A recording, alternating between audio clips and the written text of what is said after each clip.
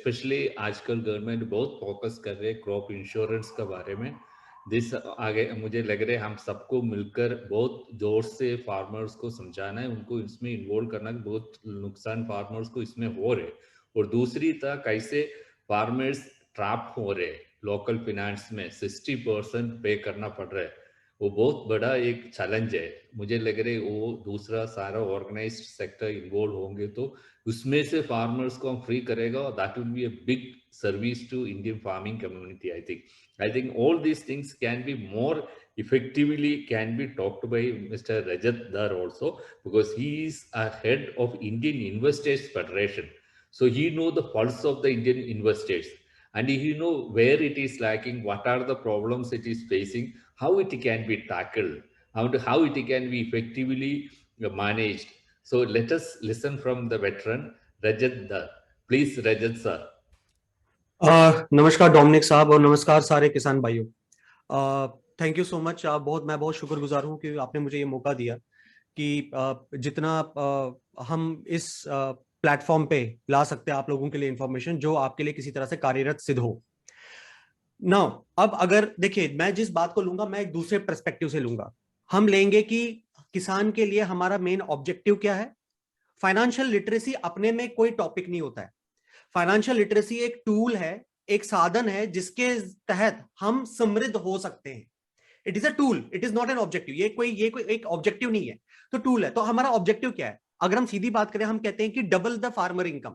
तो अगर चलो हम इसको मान लेते हैं जिसमें सारे के सारे किसान भाई लोग हिंदुस्तान के आ जाते हैं कि भाई हमारा ऑब्जेक्टिव है to double the farmer income. लेकिन अगर किसान अपने पैसे को ठीक से समावेश ना करे, निवेश ना करे, बचाए नहीं, तो ऑब्वियसली वो अपनी इनकम को डबल नहीं करेगा, चाहे जितनी भी टेक्नोलॉजी लगा ले, कुछ कर ले, क्योंकि पैसा सही तरीके से इस्तेमाल नहीं होगा। अब इस चीज को करने के लिए कि सुख समृद्धि, डबल फार्मर इनकम और सेविंग्स और मनी मैनेजमेंट भी हो, वो कैसे हो, तो उसमें मैं ये कहता हूं कि फाइनेंशियल लिटरेसी की जब हम बात करें, पहले हमें यह निर्धारित करना है कि हम अभी कितने साक्षर हैं इसमें। अगर हम कहते हैं हमें फाइनेंशियली लिटरेट होना है, साक्षर होना है, तो वित्तीय तरीके से हम अभी क्या लेवल हमारी साक्षरता की। तो इसके ऊपर पंजाब एग्रीकल्चर यूनिवर्सिटी ने एक रिपोर्ट जारी की थी 2015-16 के आसपास, जिसमें उन्होंने कहा था कि 47% किसानों को पता है, मतलब दे आर वेरी गुड, मतलब उनको ब्याज का पता है, कंपाउंडिंग का पता है, सब कुछ पता है, लेकिन उनको टाइम वैल्यू ऑफ मनी नहीं पता। मतलब कि अगर आज उन्होंने अपने हाथ में 10,000 रुपया रखा और वो 10,000 रुपया एक साल तक उन्होंने अपने घर में रखा है, इन्वेस्ट नहीं किया है, उनको ये नहीं पता है कि भाई उस 10,000 रुपए से मैं जो बाई कर सकता हूं उसकी वैल्यू कम हो जाती है। ये एक बहुत सिंपल सा उन्होंने रिसर्च किया था। अब दूसरी चीज है, तमिलनाडु के अंदर एक रिसर्च की गई थी इरोड और मदुराई के फार्मर्स। तो मैं जितनी भी चीजें आपको लाऊंगा, मैं देखिए, एक होता है कि गवर्नमेंट ने कितने संसाधन दिए, मैं आपके सामने जो केसेस लाऊंगा कि डिफरेंट जगहों में, डिफरेंट गांवों में किसानों ने कैसे कैसे उन सुविधाओं का यूज किया, कोविड के टाइम में भी वो कैसे प्रॉस्पर हुए। तो तमिलनाडु में एक है इरोड और मदुराई, और ये पता चला कि इरोड के जो किसान हैं, अब तमिलनाडु में नियरली हिंदुस्तान का जो जैस्मीन का कल्टीवेशन होता है 25% होता है, जो 1/4 है हिंदुस्तान की टोटल प्रोडक्शन का। अगर हम उसकी बात करते हैं, उसमें से इरोड और मदुराई 2 सिटीज हैं, लेकिन इरोड के जो फार्मर्स हैं वो ज्यादा समृद्ध हैं मदुराई वालों से। अब ये कहेंगे इसके फैक्टर्स क्या हैं।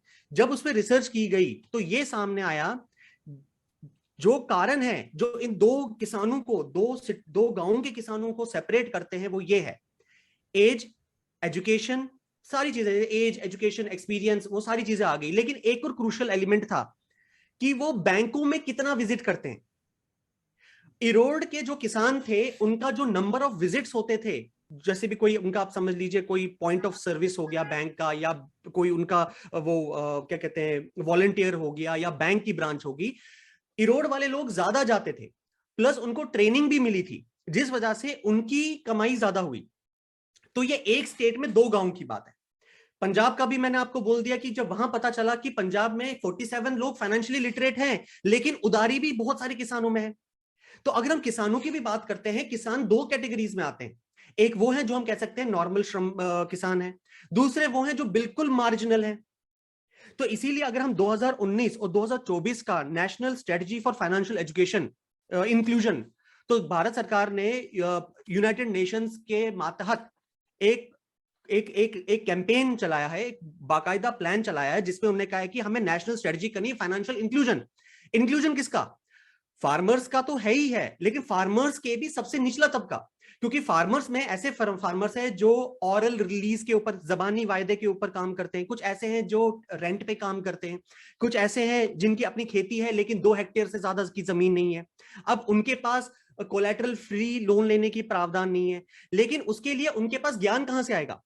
अब मैं बताता हूं, दुविधा हिंदुस्तान की यह है कि जो लोग दिल्ली में भी पढ़ते हैं, अगर मेरा बच्चा एक कॉन्वेंट स्कूल में भी पढ़ता है, उसको फाइनेंशियल एजुकेशन नहीं पढ़ाई जाती।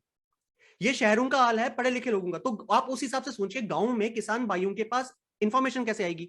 अब इसके मातहत क्या होता है, जो ये नेशनल स्ट्रेटजी है फाइनेंशियल इंक्लूजन की, उसमें कुछ एजेंसियां हैं जिनको दिया गया है कि भाई आप इंफॉर्मेशन दो। आरबीआई ने नबार्ड के थ्रू ये कहा था कि जो ये इंफॉर्मेशन है, लिटरेसी, उनका एक स्कीम होती है जिसको FLLC कहते हैं, फाइनेंशियल लिटरेसी का ही प्रोग्राम है, लेकिन वो बैंकों की ब्रांच से बाहर ही नहीं जाता। मतलब अब हम क्या कह रहे हैं? हम कह रहे हैं फाइनेंशियल लिटरेसी फार्मर के लिए। फाइनेंशियल लिटरेसी अगर फार्मर के लिए चाहिए तो वो देगा कौन? ऑलरेडी अगर हम कहते हैं बैंकों को ही निर्धारित किया गया है, लेकिन बैंकों से बाहर वो मार्केट ही नहीं होता। तो अगर हम इरोड और मदुराई वालों की बात करें और हम अगर उसको देखें, तो इरोड के लोग ज्यादा ब्रांच जाते थे क्योंकि प्यासा पानी के पास जाएगा। तो इसमें किसान भाई जितने जुझारू होंगे उस हिसाब से आपकी बात होगी। तो ये होगी आपकी पहली चीज। दूसरी बात, जो किसान भाई है वो किसान नहीं है, वो एक बिजनेस ओनर है। उसका घर का खर्चा उसके खेती के खर्चे से अलग नहीं है। इसका मतलब जैसे सर बजाज फाइनेंस से जो सर आए थे, जो उन्होंने सही बोला अपने आशीष अग्रवाल साहब ने, कि किसान क्रेडिट कार्ड पे आप मजबूरी है, भुखमरी है, तो खाने पीने के लिए आप चीजें ले सकते हो, बट आपको टीवी लेना है या कुछ ऐसी चीजें लेनी है या कुछ लेना है, वो आप नहीं ले सकते, क्योंकि वो आप अपनी जो फ्यूचर इनकम है उससे आप चीजें ले रहे हैं। प्लस इसी के अंदर 2-3 चीजें हैं जो आपको ध्यान रखनी है, जो मैं आशीष अग्रवाल जी के पॉइंट के ऊपर जोड़ना चाहूंगा। जो क्रॉप इंश्योरेंस स्कीम है वो किसान क्रेडिट कार्ड वालों के लिए कंपलसरी है, लेकिन नॉर्मल वालों के लिए नहीं है। तो उस सिलसिले में क्या होता है, नॉर्मल जो किसान होते हैं वो लेते नहीं है, और वो लेना जरूरी है।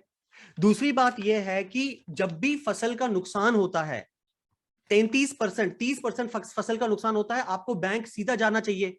आपको जो एग्जिस्टिंग उधार है, जिसको शॉर्ट टर्म क्रॉप लोन कहते हैं, आपको उसको लॉन्ग टर्म क्रॉप लोन में कन्वर्ट करना है। उसके लिए कोई कोलैटरल नहीं चाहिए।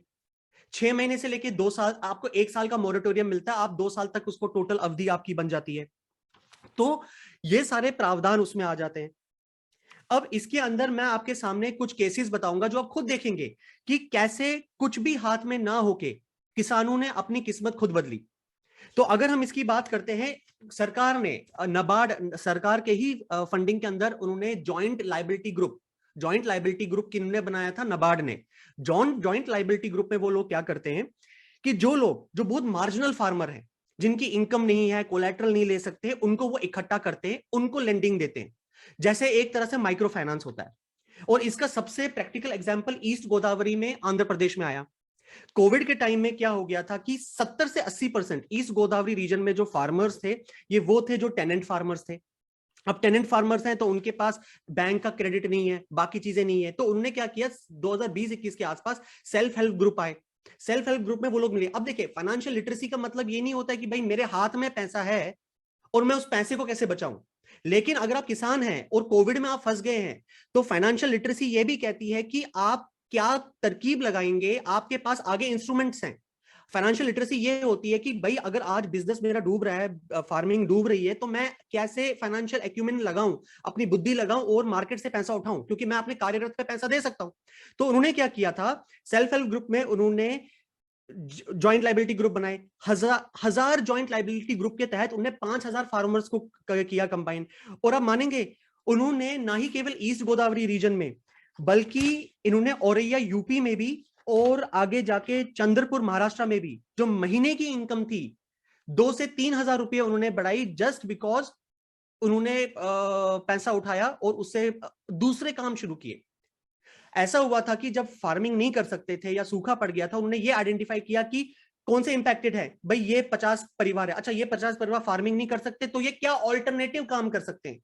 उसके लिए उन्होंने उनको लोन दिलाया, 15 से 40 हजार रुपए तक का लोन दिलाया, फिर बाद में 1 लाख तक का लोन लिया। और कोविड के टाइम में दूध बेच के, सब्जी बेच के, ड्राई क्लीनिंग करके उन्होंने 1 लाख में से 80,000 तक का लोन चुकाया। तो मेरा कहने का मतलब है कि आप जब फाइनेंशियल लिटरेसी की बात करते हैं, सबसे पहली बात है कि वो इंफॉर्मेशन एक किसान के पास आएगी कहां से।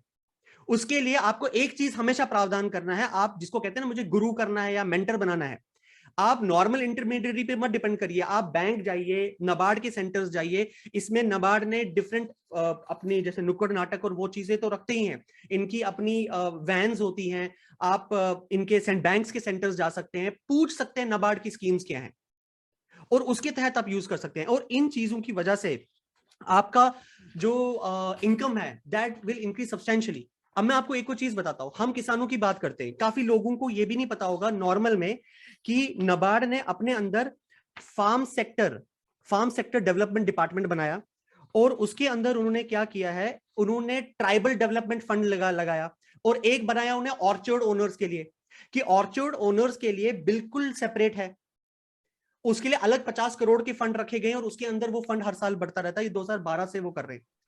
अब कहने का मतलब है कि इसमें एक और ऑप्शन आता है जो वो सोसाइटीज को देते हैं, मतलब ग्रुप ऑफ फार्मर्स या प्रोड्यूसर्स मिल जाते हैं और वो एक फेडरेशन बनाते हैं या एसोसिएशन बनाते हैं या सोसाइटी बनाते हैं या ट्रस्ट बनाते हैं या वो एक ऐसी इंस्टीट्यूशन बनाते हैं जिसके तहत वो गवर्नमेंट से नबार्ड के थ्रू फंड ले सकते हैं। वो उनके मार्केटिंग ऑफ प्रोड्यूस के लिए यूज हो सकता है, ट्रेनिंग्स के लिए यूज होता है, वर्कशॉप्स के लिए यूज हो सकता है। तो आपको जो सेल्फ हेल्प ग्रुप हैं, जो नबार्ड है, इस टाइप के इंस्टीट्यूशंस को पहले पकड़ना होगा, उनके साथ जाना पड़ेगा। और एक lastly before I close my session में आपको एक बताता हूं कि आसाम में 11 औरतें थी, वो सेशन में 11 औरतें थी, उनके पास कुछ खाने का जरिया नहीं था, कुछ नहीं था, लेकिन उनको सिर्फ एक चीज आती थी, उनको सिर्फ बैम्बू से टोकरियां बनाना आता था और कुछ आता था। उनको सिर्फ 15,000 का उन्होंने लोन सेल्फ हेल्प ग्रुप ने प्रोवाइड किया और उसके बाद वो आज सक्षम है। उन्होंने फिर 1.5-2 लाख का लोन लिया और अब उनसे जो वहां के जो गांव वाले थे, पहले उन्होंने वो बनाया, उसके बाद वर्मी कंपोस्ट के यूनिट बनाए।